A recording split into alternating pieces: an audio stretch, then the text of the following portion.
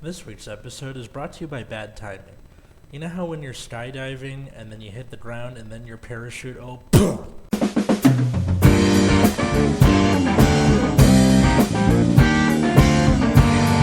Nexus tonight. I'm Atlas. And I'm Matt. I'm Root Beer. And before this, we were talking about how Matt wants to see someone pull off Chronovisor Heritage 3 times, which, in a row. It's very important that it be in a row. in a row. So... To be honest, your opponent's probably dead by the third turn, so it doesn't matter. I mean, your opponent's dead by the second turn, if my experience on Friday night is to be believed. I mean, that's also true. But if they're not dead by the second, they're almost definitely dead by the third. So the fourth turn doesn't matter. But just, to be like, I had another turn. It's just like, yeah, let's go. I get the feeling someone, if they could, would just, like, on the... after the first turn, when they finished attacking, if it didn't kill them, you would just stand, draw. Okay, I'm going to end my turn, put it back up, I get another... like, just Oh, the BM. Yeah. That's when your opponent miracle heals, by the way. I'll leave you alive, but just barely, Anyway, what we're actually talking about today, and I can't believe that this was the thing we actually talked about. Sentinels. Perfect guards. Quintet walls. They recently released revealed a new perfect guard for Bermuda Triangle that is different than what we're normally used to. In that, you can use 6 copies of it, which is like flying in the face of conventional wisdom, I guess. Or just the rules. Mass production sailor. What was mass production sailor? Oh, stand trigger that you could run 16 copies of. Well, Yep. It wasn't so much. It wasn't like I knew about the. There's also that mega colony. There's like a machining stand trigger or something. But I was mostly just talking about how like you can only run 4 copies of a Sentinel in your deck, much like you can only run 4 copies of heals. And this is different and interesting. What do you guys think about this particular PG? I mean, I don't know how you're going to make space for 6 copies. There are some decks now that can't even fit 4 perfect guards in the deck. Mm-hmm. Not only that, but, like, you have so few slots for utility grade ones anyway. Mm-hmm. Like, my friends and I even discussed, like, at many points in the game, how many perfect guards we would run if we could have infinitely many. Mm-hmm. And, like, we probably landed at, like, some decks would want up to 6.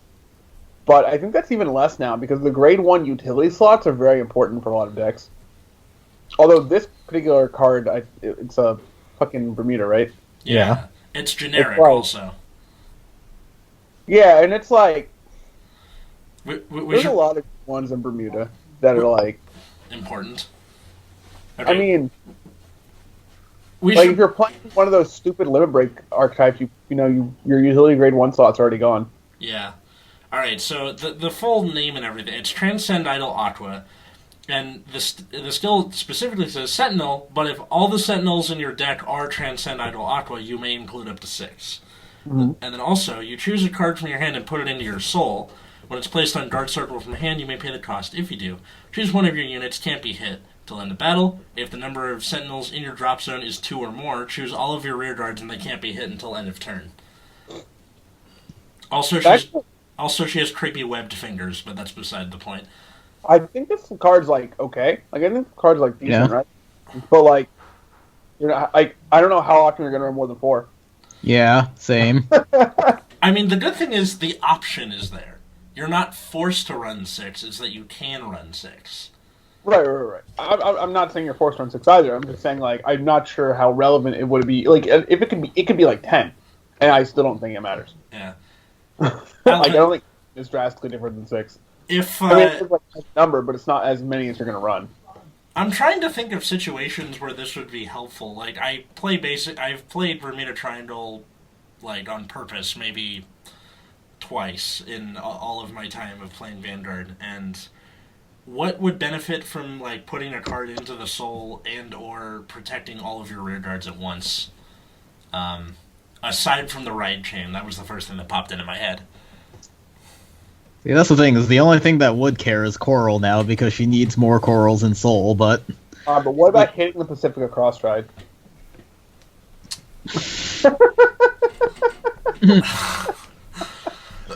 Yeah.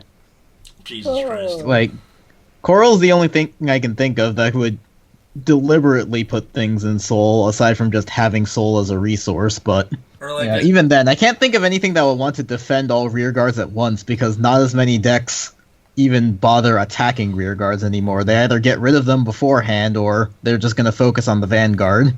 unless you're me, So- I do that. But Like, unless they're going to make good brawler cards, I don't see how that's particularly relevant anymore. VMAX but cries in a corner. there's soul value in making Narukami players slightly more upset.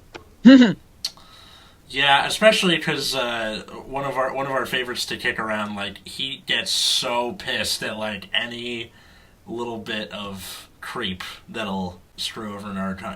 It's like a fireworks show, just mwah. Okay. It's like, I don't think this PG matters a lot, although I guess it's cool. Like, I'm glad they're finally, like, thinking about it, like, unlifting, like, this thing that, like, this is, like, a solid PG, and it would have been very good had it come out, like, years ago, Yeah. but it just wasn't there, so, and now that it's out, it kind of doesn't matter. But this also like builds on the concept that we came up with during the Game Breakers episode, or that Alvin came up with during the Game Breakers episode. Fine, and where it was just like skills on guarding, and running 6 copies of this means that you can, I don't know, The issue draw you don't into have it the more. option to call this as a unit and be relevant. What? The issue is you don't have you still don't have the option to call this as a unit and it be relevant. Yeah, that is something that like we stipulated on that Bushra didn't do, but I feel like this is like something that Bermuda and Murakuma are where they test new things. Pretty much. The kind of the underlying theme of the skills on guarding discussion was that these were units that were good to call and good to guard with. Yeah. So there was actually a decision whether you wanted to call this unit or guard with this unit. Yeah, I mean, it's just like this is... They've already kind of done stuff where it's either an alternate way to Perfect Guard in the case of the Lian PG for blasters, or it refunds itself, or gives you a resource, like, you know, see also the Anastasia, Closet Balloon, Deli Belly, all this other stuff, or whatever the Starvader one was, where if they have 3 locks, you draw a card. Where, like, Perfect Guards back in the day, it was, alright, you guard with it, you discard a card, that's the end of discussion. And Well, not only discard a card, but discard a card of the same clan. I mean, I keep forgetting that people actually did Extreme Fight stuff. My local men No. did not. When people, like, back when MLB was first printed, you played Assault, but you had Blaster Darks in your deck. Yeah, You couldn't discard Blaster Dark to Assault. that's true. So there'd be these situations where you were playing MLB, you would be like have like no cards because your opponent's also playing like Dota or some shit, and you would drive check PG Dark Blaster Dark, and you're like, huh? Yeah. Well, I guess I'm not guarding. And Perfect Guards were at, like, you know, early in the game's history, it was like the most expensive card in your deck. Oh, it was, you know. Well, once they became usable, yeah. At the very, very beginning, they were kind of hard to use because clans didn't have enough cards, except for like Royals and Kagero, right? Yeah. Yeah. Like those are the only 2 clans that had enough cards to make a deck, so their Perfect Guards were useful. And then over time, because like you had that, then once they got into subclans, you had the subclan PGs, which drove down the price of the original PGs, which was good because you could, you know, there was more supply, which meant the price of everything went down. That's not to say anything about the rest of the game, but at the time, it was just another way to, like, use a PG. And that was basically the norm up until Legion era, where they came up with... I still can't figure out who would use this on purpose, aside from one of my friends, but I think he just does it to meme. The Quintet Wall. I'm pretty sure Quintet Walls were around a bit earlier than that. I thought it was like set They 16. came out before Legion. Oh, they did? Yeah, they were out at least during break rides. Quintet Walls came out, I believe, in BT14. Brilliant Strike or whatever. There was there was an Aquaforce one for who knows what fucking reason. The Genesis. Remember, wasn't a Genesis one. Yeah, there's a Genesis one. I'm almost 100% certain there was an Aquaforce one somewhere in that time period. There was definitely a Gold Paladin one because they used it in the anime. Yeah, introduced in Booster Set 14 Brilliant Strike, so... My friend was playing Tetra Drive, and I was playing a Monolon at the time, and he would deck out a lot. Mm-hmm. Because Tetra Drive, sees a lot of cards. Yeah. You don't get to see all of them, you just discard most of them. But you get to see a lot, that's the point. Yeah. And he'd be like, why would I ever play Quintet Wall? I'm going to deck out even faster. We should probably explain what a Quintet Wall does. When you guard with it, instead of discarding a card, you would pay a cost, usually a counterblast, and call the top 5 cards of your deck to guard circle. Now, the benefit of it, I guess in Bushiroad's eyes, is that, you don't have to waste another card from your hand. But A, it doesn't guarantee that it will be enough to guard the attack by itself, and B, you have to use a counterblast, which, take that as you will. But I think kind of the best way to look at Quintet Walls now, because at the time nobody really wanted. The only reason you played them was if you wanted Legion immediately. Yeah. Which not the X wanted in the first place. But looking back on it, at the time nobody wanted to play them because their effect was very random. You didn't know what you were getting out of the effect, and your deck often would have 8, 9 grade 3s because it was Limerick era. Your break riding still whatever. That's a lot of grade 3 hits. Most of your deck is grade 1s and 2s. That's a lot of dead hits. And you're really just hoping you hit triggers, but not too many triggers. Yeah. So it's what? Now, I think, looking back on it, I think these were kind of pre-G Guardians. Because you effectively have this restricted card in your deck that's supposed to do a lot, maybe. But G Guardians are kind of a less randomized version. Mm-hmm. And the costs, of course, are shuffled differently. But there was really no vehicle for that for a long time. No vehicle for what? More shields? Or? Well, yeah. So if even during Legion era, how would you make a new mechanic that was vaguely like Sentinel? You couldn't. There was no space to do that. You could say, I want heal triggers to do something, but what? That makes Put sense. On the heals, and that's Then you're divvying up support. And they ended up doing it anyway, but you know what I mean. I get it. But, they released more Quintet Walls in, Legion era, and I'm guessing not many people use them, coming from a guy who wasn't playing during then, but... Nope. Yeah. I think the only deck that would are, Legion acceleration decks, Risers, because you wanted to do it as quickly as possible for Cat Riser, and you didn't really care about your hand. Makes sense. I mean... Anyway, by just attacking your opponent a lot. Mm-hmm. I'm guessing that a lot of the reason they weren't very popular was because in a game where uncertainty is a big deal or is a big thing, and perfect guards were one of the few things you could count on, a Quintet Wall is just kind of pulling the rug out from under you. Quintet Wall is kind of man, I hope this works. Let me know if this works. That's great. Yeah. And I guess, as we already said, no matter what you hit, it feels like you lose. Well, yeah, because you're either taking triggers out of your deck, or you're taking things that, depending on what deck you are, you want them in the deck. If you're Paladins or something. Yeah. Right. And also, those things that you pull out that aren't really worthwhile are also things that can't guard very well. Yeah, so you could end up losing more cards out of your hand than you would have if you just used a perfect guard. Mm-hmm. So jumping ahead to early G era, literally every clan got a perfect guard that if you had another copy in drop zone, you could unflip it damage, and the stipulation with that was it could only guard the Vanguard. So this was also during a time, or in early G era, was the whole Commander Laurel thing a big deal? Matt? No, because the only thing you were doing was the promo Legion, and your only stride was the stupid 5 selection stride. Uh-huh. The one that everyone had, the set that everybody got and stuff. It wasn't a thing till Cosmic War. Gotcha. But because go ahead. I guess you still had Sinbuster, right? Yeah. And that was, I guess, really the only thing you could do, but it was really, really bad. Because you didn't have a way to plus. Like, you were just hoping you drew all the needed parts. And you Gotcha. didn't have a way to consistently ride Sinbuster. So your deck was just really, really, really inconsistent. Gotcha. And easy to beat if your opponent knew what was going on. Mm-hmm. It wasn't until Cosmic Roar where you've got both the Ride Fixer, whose name escapes me at this point, the Metal Board guy that when you ride you can like Soul Boss 1 or Counterboss 1, Soul Boss 1 to like search out the correct guy. Mm-hmm. And then Dire, who Yeah. let create a field for 2 Counterblast, and then just be a stride that does something. You also got the Metalborg stride, which let you plus and had a guard restrict. Oh yeah, the one that came in the previous Fighters collection. Yeah, Heavy Duke. whichever one that was. I don't remember which Fighters collection that was.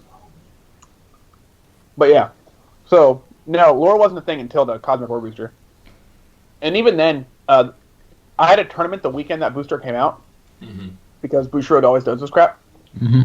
Where they're like, oh, and no one knew what the build was, like the best build was. So I was playing like this D-Robo concoction, like just, and I had like stand triggers in my deck for some reason. It was awful. Don't do what I did.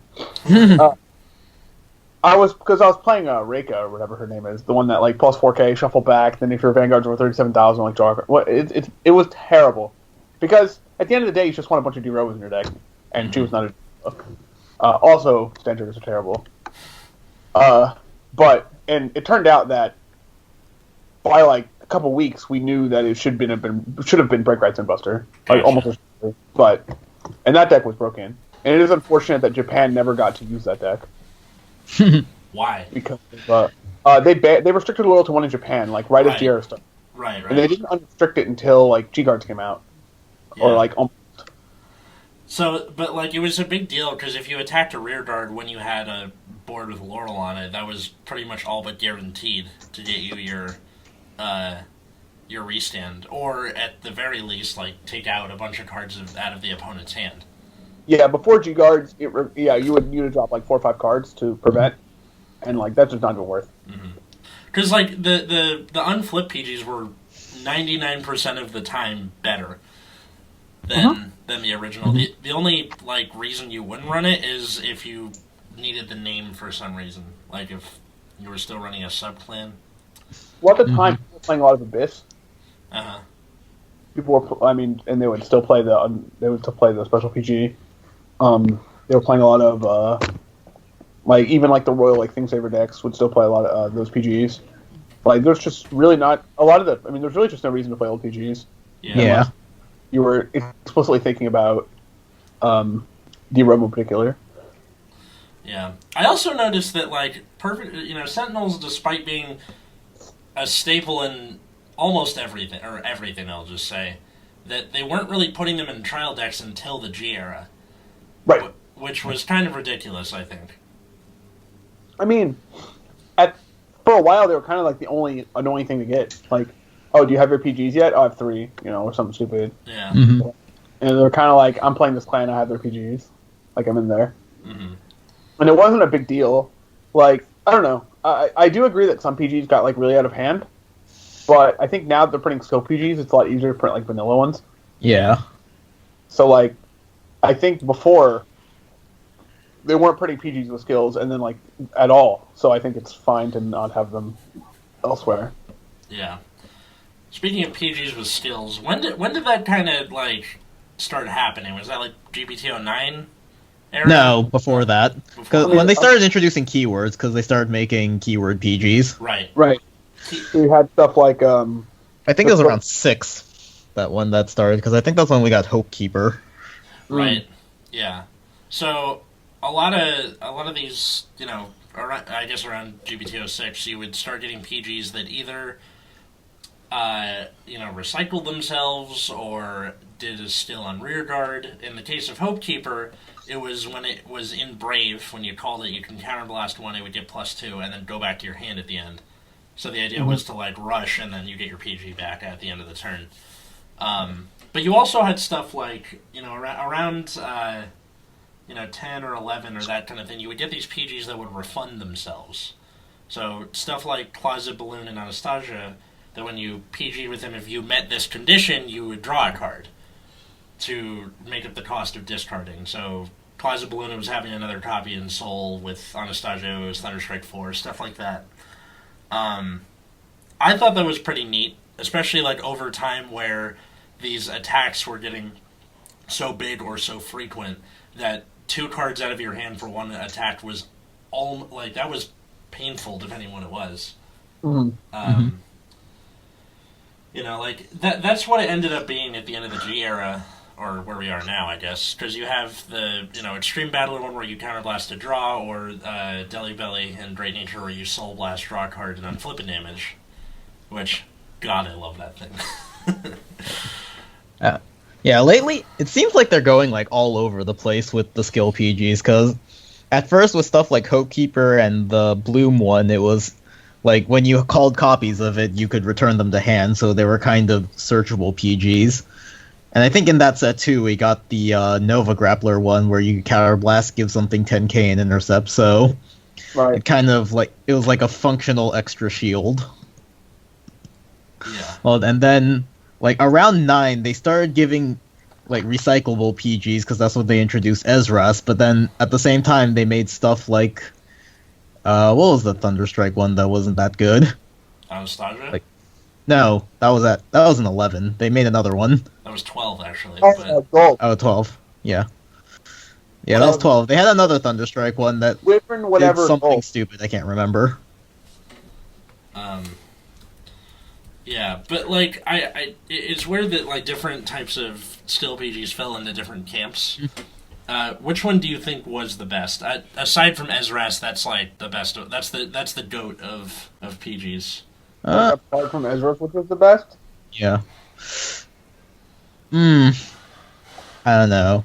Like based on what was out at the time, I would probably say the ones like Hopekeeper that were searchable. Uh-huh. Yeah. Because I remember the Thunderstrike one was really shitty. It was just something like Thunderstrike 2, you could retire something at the end of your turn or something stupid like that. Give me 1 second. Found it. Wyvern Defender Gold. That's what I said. I didn't hear you. Sorry. There's Soul I Blast. don't know what the heck, though. Thunderstrike 2 GB1. Soul Blast, choose one of your other rear guards and retire it. At the end of the battle that he boosted something with the Thunderstrike ability, you may pay the cost. If you do, return this unit to your hand, and your opponent chooses one of his or her rear guards and retires it. So basically, it's just... It's a 1-for-1 trade. Yeah. I don't know. It's pretty terrible. And then now we've come back full circle to what we were saying at the beginning with the Bermuda PG. Well... No, because there were more PGs in between that, because they started doing a lot of, like, really random skills, too. Like what? Like... The when that bind the card at random to return it, like, after you return they it. started making a lot of PGs that started, like, binding themselves to do random stuff. Oh, yeah, there's Arca that, like, there's the standard binds, which bind themselves to return to their PG, right? Yeah. Like Arca and the Dominate one, right? Yeah. I counted that in the same camp as Ezra's, though, where it's just you... Oh no, Ezra's is just like far superior to that. Oh yeah, of course, but like they realized Ezra's was a mistake, so they started trying to balance them better. And then I think after a while they just decided that recycling PGs in general were kind of stupid and stopped making them, because like starting around set 13, I think they started making a lot of PGs to start doing really random things. Like bind it from the drop zone and give all of your units resist or something like that. Because I know that was in the Stargate one for D-Police, yeah.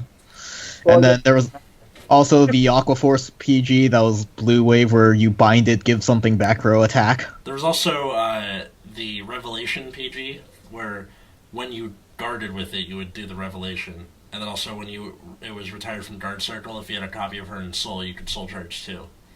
Yeah. That was certainly strange.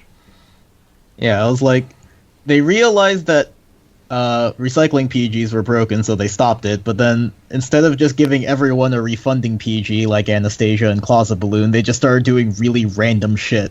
Yeah. I mean... But the problem with doing really random shit is that eventually some of that shit will be stupid. Yeah. Eventually some of that shit will be stupid.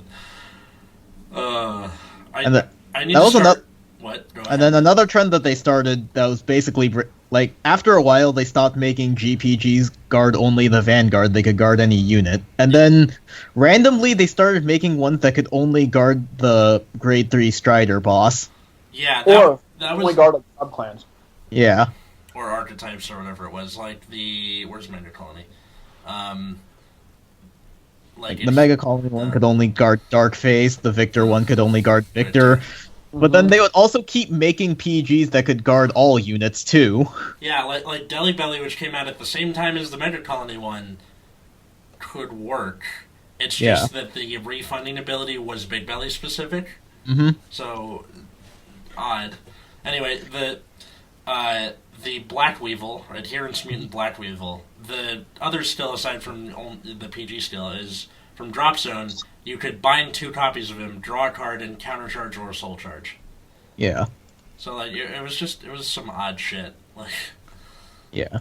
And then they also made like keyword PGs only guard the keyword. I don't know. I guess that's just something about Bushiroad's design philosophy where they're not consistent. I mean, they go through phases a lot. Like just Yeah. why are they doing this? Oh, he's just going through a phase. He'll be over it in a while. Can we get a map of like hiring and firing decisions from Bushiroad to like figure out where like what things are changing? Like whoever was in charge of 11 or 12, 11 and 12, they must have fired his ass, even though he was doing fine. Like, right? Yeah. Or 12 and 13. Mm-hmm. Well, no, 13 was the big power creep one. Oh, was it? Oh yeah, 13 Yeah. was the power one. You're right. 11 and 12. Yeah. There was also Doomshid that could gain shield. Like Yeah. that was also a thing for a very short period during 10 and 11 where like they made the gold paladin PG that when you guard with it, if you had Unite, it would gain like 10 or 15k, I can't remember. And then Doomshid was the same thing where you had a copy in drop zone, it would gain shield. You could put something on bottom of deck. And then, yeah. It's also weird that like over time they started making PGs that were rares, and they weren't necessarily bad. They were just rare for some reason instead of double R. I think that was when they started cutting down on the size of boxes. Right. Oh yeah. Like where's the like the in the Zoo Booster there was Armatizia Musketeer Kiara, where you could only guard Musketeers, which makes sense because it's a fucking subclan. And the other skill is from drop, you bind it, choose another card from your drop zone, and put it on the bottom. You choose a Musketeer, and it gets plus 2k. So Yeah. Like I was playing against Dave a few nights ago, and he was using this, and he waited until his final turn when his deck was like 6 cards or something, and he used it 4 times and put 4 crits on the bottom. And then he called something which then required him to shuffle. It was like it was horrifying.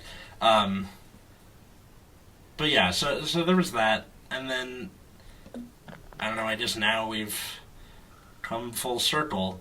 And what does this mean for the future? Obviously, they're going to have to keep making perfect guards as time goes on, with whatever the future is or whatever. I'm not good at talking.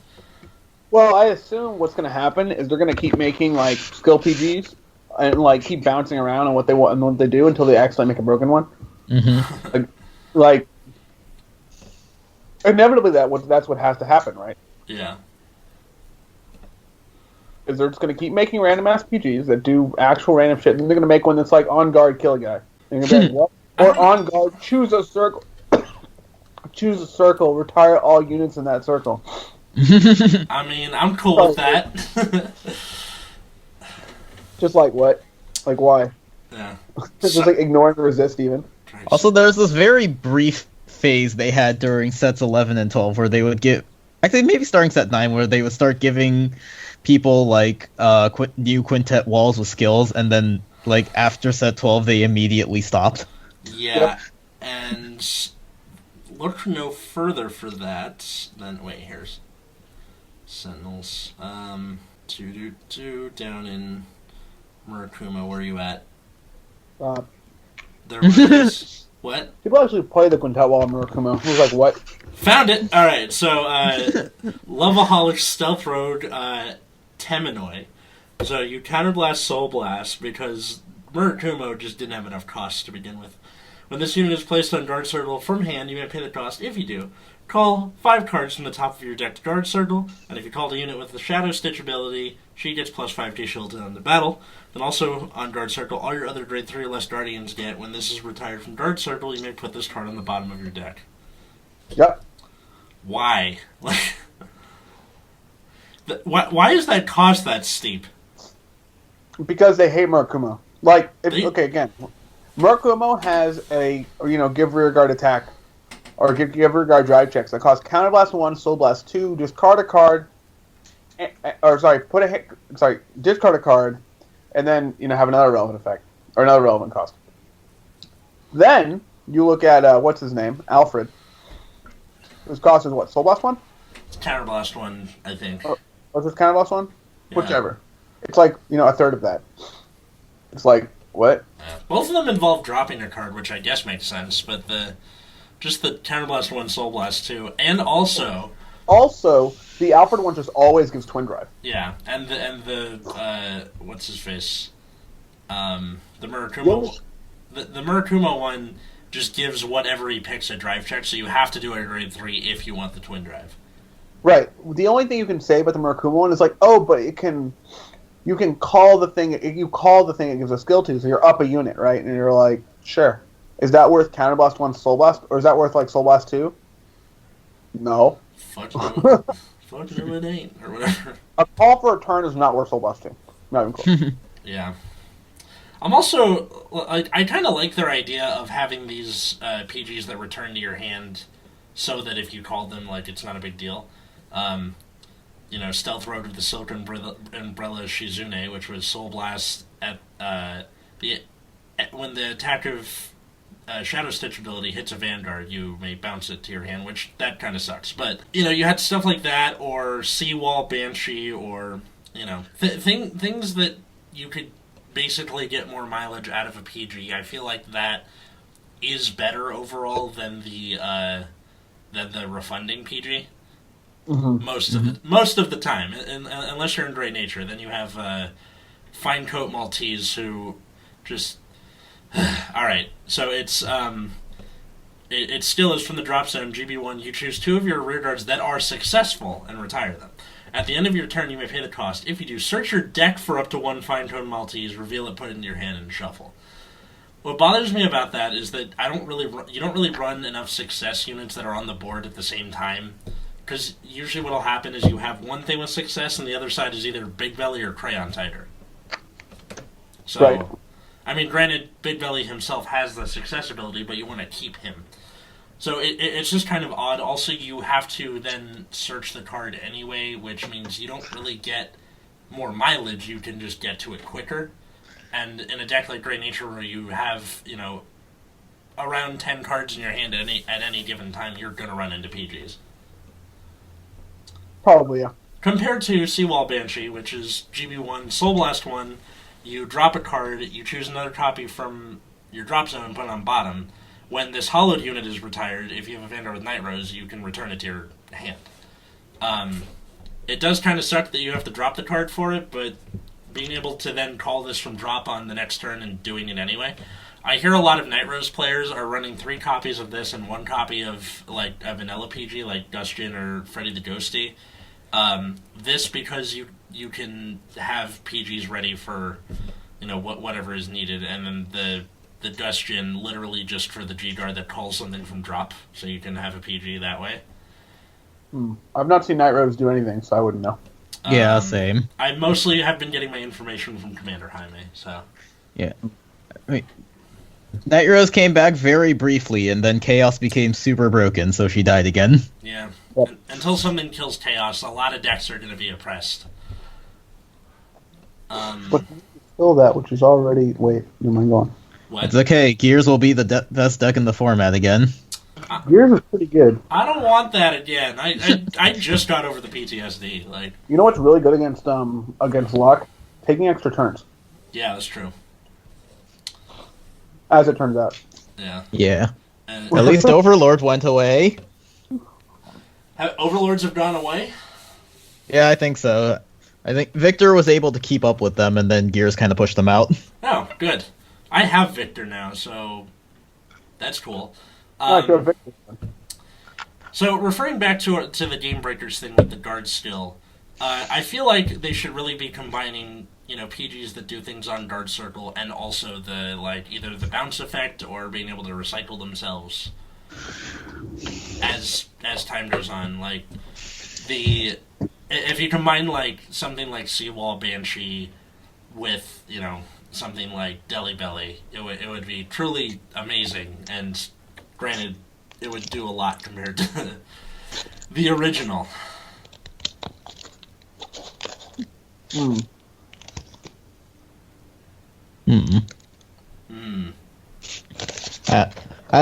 I guess Bushiroad is still having a hard time trying to balance recycling PGs because the ones they've made recently kind of suck.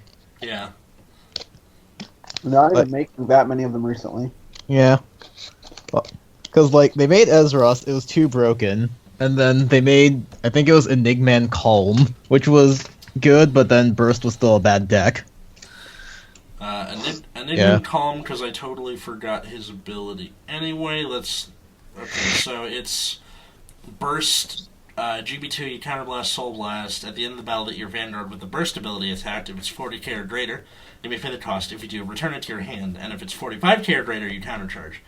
Which, that's incredibly easy to do now.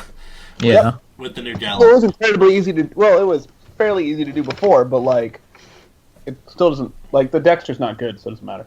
Mm-hmm. You can have all the PGs in the world, but you can't kill your opponent. Why do you care? Yeah.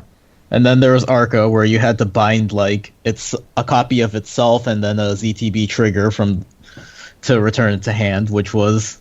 people started playing it just because recycling PGs is better. And you needed more ZTBs. And then, the most recent one I can think of was the Darkness one that we covered last week, which was binding another copy of itself from Drop Zone or Soul to return it to hand. Yeah. But it seemed like Closet Balloon was almost more worth it just because you could... The binding it from your soul to get it back from drop, you could just pull it out of your soul to begin with. Yeah. So, I mean, that's really good late game. Where, alright, cool, I have 3 in my drop zone, let's get one back, that kind of thing, but, And that, a lot of the lists at top also run Listig Vampire anyway, so they can just pull it out when they guard with Listig. Exactly, so I'm guessing people used, Closet Balloon, aka Depeche Mode Groupie, more than whatever I think so, I haven't actually looked at any topping Darkness lists. I haven't either. Because I apparently do my research or whatever, except I don't. Aren't I the best fucking podcast host ever? Yeah. I don't know. I just... One misguided attempt, which they did this with Mega Colony and Murakumo, is that the bouncing PG had an on-hit skill. Oh. Something had to hit, which is fucking terrible. Yep. Stuff like Arca. But it matched. But it kind of, gives you a reason for them not to guard your shadow or to guard your Shadow Stitch abilities. The one I thought of was the Nubatama one, where something that was dominated had to hit. I mean, granted, that was more doable. Yeah, but it's also just a PG, so you can just guard with it and be like, oh, cool, I can do this later. You don't care that much, right? Yeah. Well, also you were pulling it from drop zone and not from rear guard. If it's in drop zone, the opponent might not be thinking about it as much. Where if they go, all right, I'm going to call the Mega Colony one. It's sitting there the whole time. You go, okay, I can't let that column hit. It's not even that they're thinking about it, not thinking about it. So they might not have a choice. In what sense? They might just have to take a damage from dominating it. Yeah. How many cards are you willing to spend so they don't get a PG back to their hand? Mm-hmm. Yeah. Well, especially because this one didn't bind anything; it just put another copy on bottom, much like Ezras, which, as we have established before, is fucking broken. So, if only the deck were good. Yeah. I mean, the Luard stuff is good. It's just everything around it It's kills a it. madman to play Luard right now. It's Just actual madman. Yeah. No, just right stuff, wrong time. That's all I'm gonna say. I brought a baseball bat. Yeah, but we're playing basketball today. Oh. Guess I'll go home then. like, guys, I'm gonna do this thing that I'm gonna call a bunch of stuff and get a bunch of cards in my hand or whatever, and you're like, oh, I'm gonna heritage you. Like, oh, Yeah. Oh, I'm gonna favorite champion. I'm gonna lock your board so you can't retire anything. Yeah. They don't even need favorite champ. I think a lot of people just use the one from Winning champ. Yeah. Winning champ is the shit, dude. Like, Yeah, it is. It's great. that thing's amazing. Like, it's almost at the level of like I would just need 4 and I don't need anything else, but it's not quite there because you still have like Victoplasma is really solid and favorite champ is really fucking solid. So yeah. And I get to fuck around with not as good DI, and eventually when I get my Brave split. You're actually doing this? You're doing the Brave stuff? Yeah, I already bought into a split. Oh, fun. I like how that. How brave of you!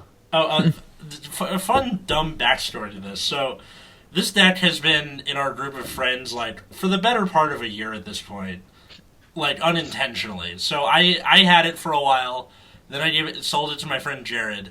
Then he sold it to Alvin, and Alvin, you just have it. Yeah. Like have you like tried to sell it and just no one's been after it, or what? Yeah, pretty much. Like I could never find a particularly good deal for it, so I'm just keeping it now. I mean, my friend Jesse tested out the new shit last week, and it's fucking horrifying. Like that first stride, Yeah. you just feed as them until they're dead. That's the goal. Pretty much. It's a better plan than what most decks have. Yeah. It seems like a lot of these GRs like I've gotten so good that you just like, all right, cool, do this till they're dead. Alexandros, winning champ, Battle Earl, Fides till they're dead. Off with your head, dance till you're dead. I don't really have anything else to say about Sentinels. I just know that this Bermuda one is odd. Also, the webbed hands creep me out. Incredibly meh. Yeah. But It's I think that's Bermuda at this point. Yeah. That's Bermuda at this point. They're The best gonna make deck sense coming out of a this lot. set so far is fucking Coral. Really? Yes. Wow. Bermuda. Everything else is that shitty. That sucks. I'm formulating a weird deck with Shizuku. I don't know how well it's gonna work out yet. I mean, Bermuda Triangle is again an odd egg in the basket, especially like we mentioned last week that I forgot to do the like Chocho TD and the set with all the stuff in there when it came out for the set review, and you said that you don't want to do this coming Bermuda set anyway. Like just no fucks But- given. If there's a deck that does something, we'll cover it. But I just don't think Bermuda is particularly significant right now. Well, Right. we'll have to see. I don't know. Anything else to add about Sentinels, which we got incredibly off topic from? Well, we were on topic the whole time. They're What? next to the basic playing of the game. Because sometimes you just die if you don't have them. Yeah, Mhm. it's they're one of those things where if you like the idea of running less than 4 is absurd. Now, when at the beginning of the game's history, it didn't used to be that way. Well, when the highest your opponent was attacking you for was like 18k, right? Yeah, You were like, here's a 10 and a 5, shoot a pass, whatever. I mean, that's what like what you're going to discard for RPG, right? Like, meh. and now everything's in like the 50Ks or whatever. Yeah. Yeah, you're not guarding out with cards from your hand. You're G guarding or RPGing. Otherwise, you're saying no guard. Yeah. So, Which is why hooray! the guard skills thing is a very, very good idea, is because it makes other cards worth it to guard with. Mhm. Like, numbers have gotten so out of hand that cards aren't even like the whole point of grade 1s and 2s being 5k shield is kind of like diminished, right? Mm-hmm. Yeah, I mean, like in the olden times, you had like special interceptors. Maybe interceptors 10k shield or whatever. Saw almost no play even then. Yeah, so Like- because they made him 8k for no reason. You Oh. played him in crappy spikes because that was your end. You would go, okay, I'm gonna call 2 of these guys 16-16. I'm done. Yeah, Like, and then you had two 10k shields to try to live again. Yeah. But for the most part, like nobody played Special Interceptors. But what cards need to do now is if they want to make decks with small pokes less important. If you want to you want to make small pokes less important, you want big numbers to seem smaller. Then what you do is you have guard skills on grade 1s and 2s that increase shield and give you cards back. Yeah. Mm-hmm. Like you could easily make a grade, like a grade 2 or something, like when this plays on guard circle or when this is retired from guard circle, right? If the attack did not hit, like draw a card. Yeah. Cards are broken. Actually, there was another thing I forgot to mention. They also included in this upcoming Bermuda set a grade 2 that can be used as fodder for a G guard. That is the only skill it has, though. Now that is a very interesting idea if it had another skill. Right. Like, why doesn't this have another skill? Like, why would you make it? I'm sure it's a 9K, right? Yeah. It's a 9K. So it's like, why are you printing this card? Like, what do you want this card to accomplish? And they're like, we just want this card to be another G guard cost. All right, but you're not giving any benefit to calling it. Yeah.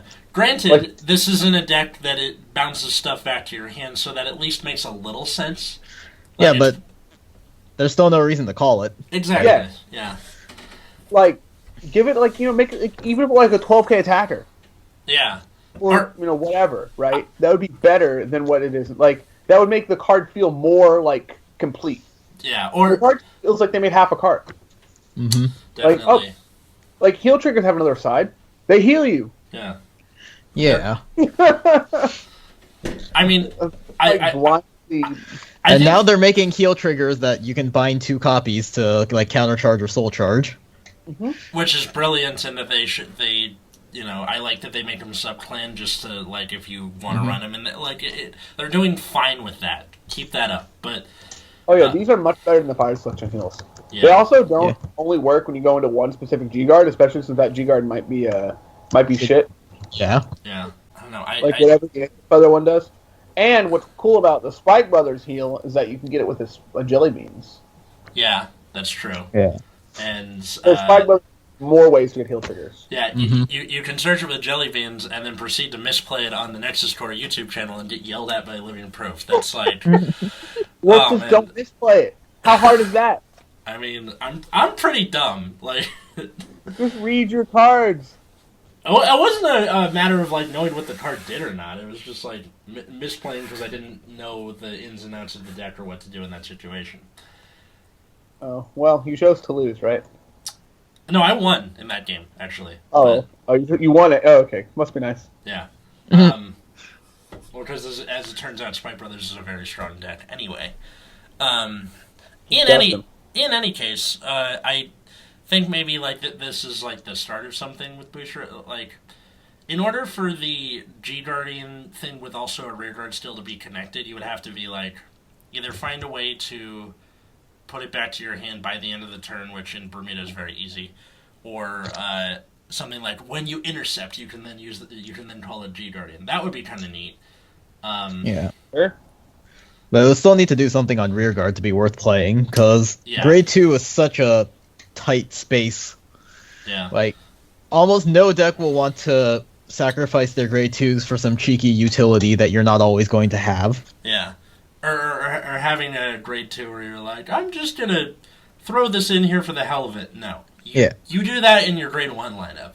You do that in your grade 1, maybe your grade 3 lineup. You're never going to do it in grade 2, because that's where the majority of your offensive power comes from. Yeah.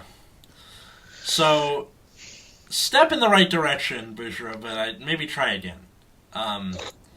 And, yeah, so that was pretty much it regarding that thing. I think it's also probably time they started giving triggers guard skills as well. Mm-hmm. Yeah. Or at least just something besides I put myself back in deck and do this thing.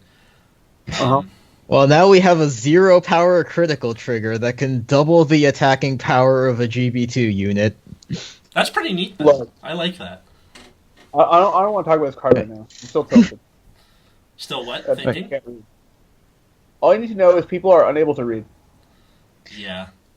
I actually didn't even think to look at the power until someone mentioned 0. Because Yeah. in your head, if a trigger has an effect, it's 4,000 power.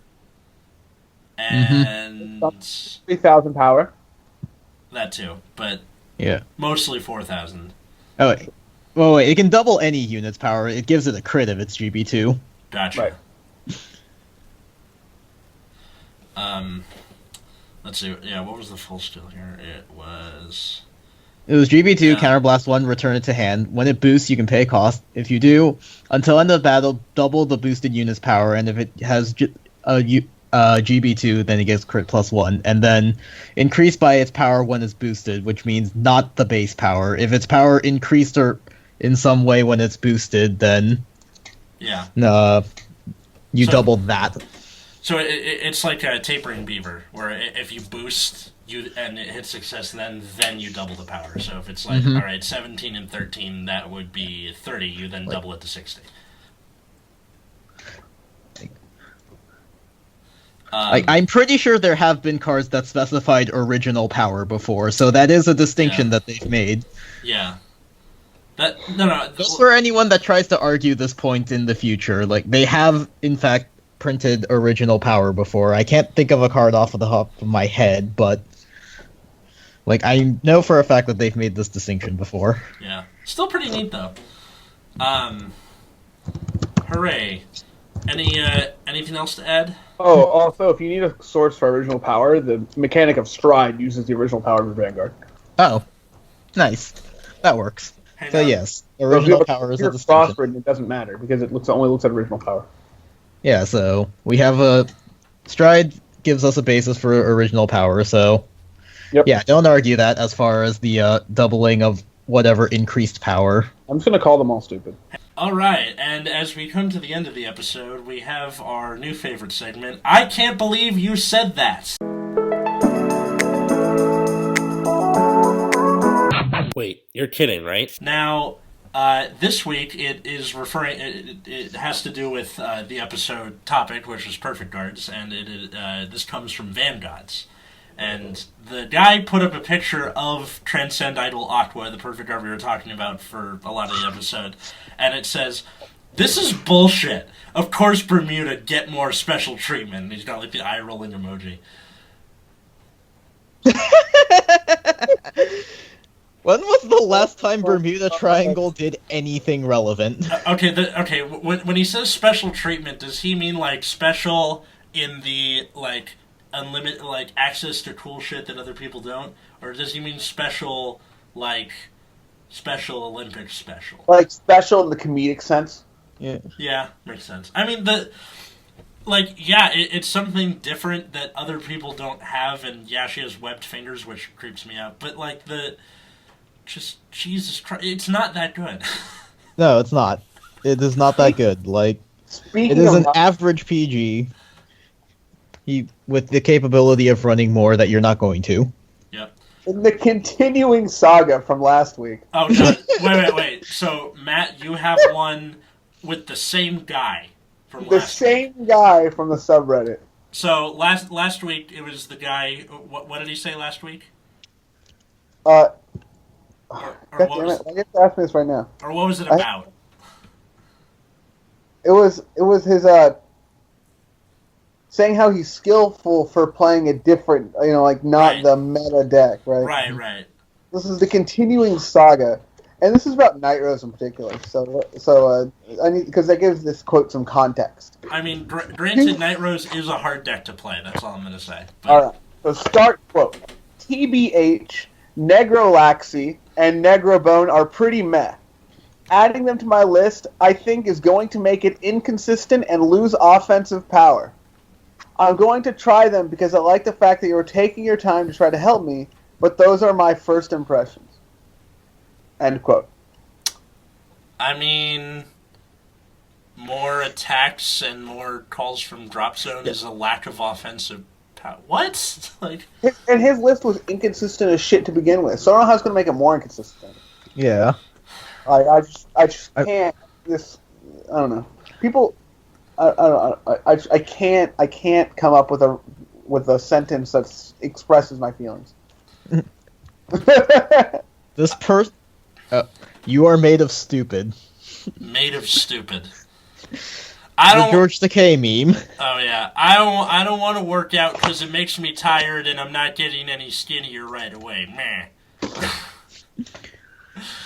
Jesus Christ! I hope we keep running into this guy as time goes on because this is just a gold mine of like. I get the feeling he's new to the game, which maybe we shouldn't be making fun of someone who's new and is figuring shit out.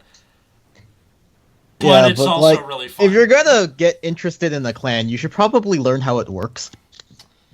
Like, why would you I don't know. Like, the in only reason I could think of that he would think it was inconsistent is because you have to either like call over your stuff or retire your own stuff. Right. Granted, that is kind of something that like if you don't play Nitros, every other deck you've played, like calling over things feels bad because it's going away. Okay, here's the thing, right?